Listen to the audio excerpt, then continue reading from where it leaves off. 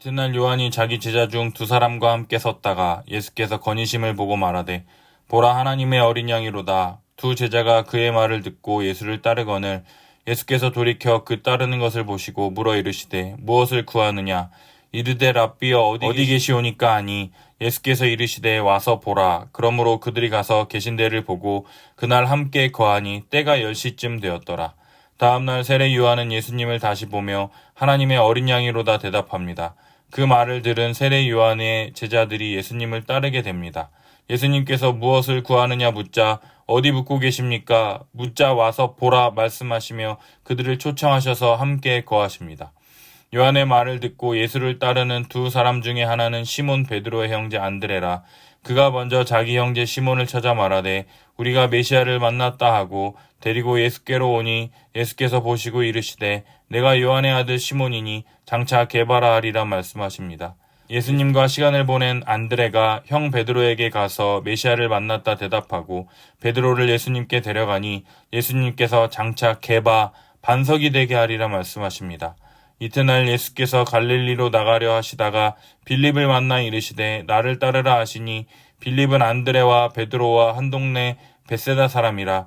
빌립이 나다나엘을 찾아 이르되 모세가 율법에 기록하였고 여러 선지자가 기록한 그 일을 우리가 만났으니 요셉의 아들 나사렛 예수니라. 나다나엘이 이르되 나사렛에서 무슨 선한 것이 날 수 있느냐. 빌립이 이르되 와서 보라 말합니다. 다음날 빌립을 만나 나를 따르라 하심을 통해서 빌립에게 말씀을 전하니 빌립이 나다나엘에게 말하기를 모세가 율법에 기록하였고 여러 선지자가 기록한 그 일을 우리가 만났으니 나사렛 예수시라. 나다나엘이 대답하기를 나사렛에서 무슨 선한 것이 날 수 있느냐. 그러자 대답하기를 와서 보라 말합니다. 네가 와서 그의 말씀을 들으면 그 대답이 변화될 것이다 고백하는 것이죠. 예수께서 나다나엘이 자기에게 오시는 것을 보시고 이르시되 이는 참으로 이스라엘 사람이라. 그 속에 간사한 것이 없도다. 나다나엘이 대답하기를 어떻게 나를 아십니까? 빌립이 너를 부르기 전에 내가 무화과나무 아래 있을 때 보았노라.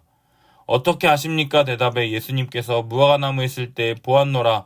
초자연적인 능력을 가지신 예수님의 대답을 듣고 나다나엘이 대답하되 랍비여 당신은 하나님의 아들이시오니 당신은 이스라엘의 임금이로소이다. 예수께서 이르시되 내가 너를 무화과나무 아래에서 보았다므로 믿느냐?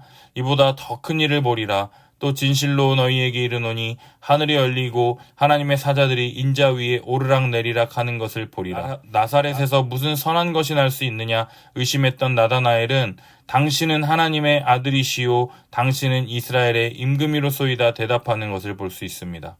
따라서 무화과나무 아래에서 보았다함으로 믿느냐? 더 큰 일을 보게 될 것이다 말씀하시며 하늘이 열리고 하나님의 사자들이 오르락 내리락 하는 것을 보리라 말씀하시므로 야곱의 사닥다리를 상기시키십니다.